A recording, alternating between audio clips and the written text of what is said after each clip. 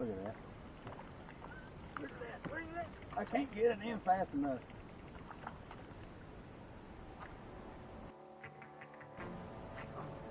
They won't eat anything else for that little swim bait.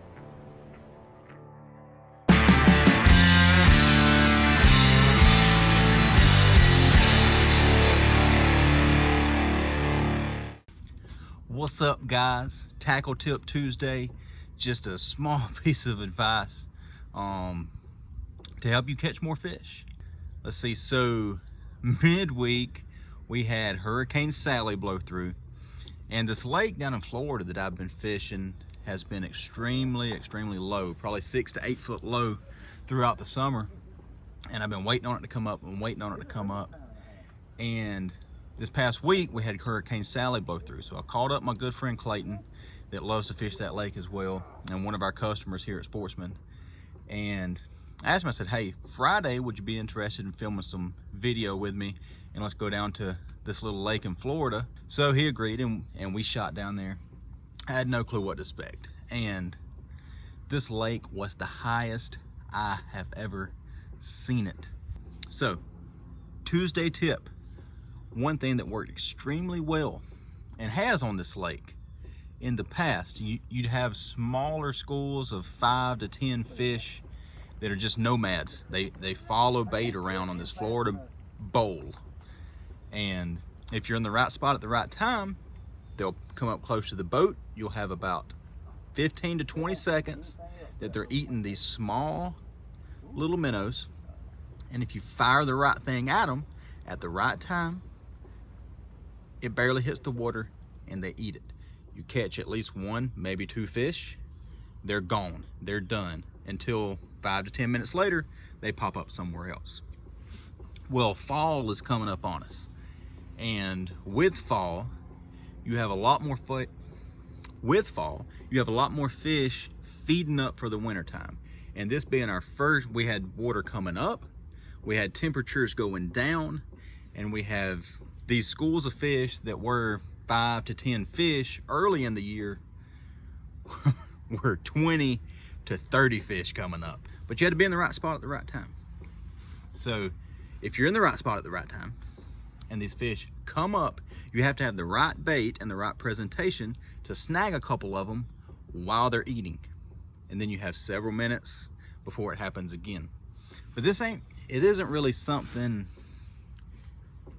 it's hard to target these fish because they move, they roam, and we're not smallmouth guys. We're not from up north. We're not used to that. But it's the same concept. There's these nomad fish that live in the lake, that follow the bait, and if you happen across them and you're in the spot and they're in the spot and the bait's in the spot and they come up eating, you can catch them. But what I've learned when the schools are small, when the schools are big in the fall, is you have to have the right bait in order for them to eat it. Between another good buddy of mine that I fished a tournament with on this lake early in the year, and myself putting it to the test throughout the summer, and then what me and Clayton did this past week, the money, and I believe this works on any lake because I've tried it on other lakes since. If you have schooling fish that are keyed in on small bait, there's no better bait to use than a simple, small 3-inch or slightly less swim bait.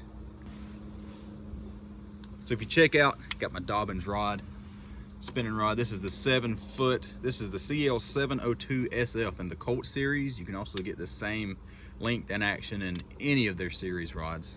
But this one stays in my boat tied up with this 100% of the time, because any lake you're in where these fish come up schooling, and could come up schooling at any point, you have to be ready.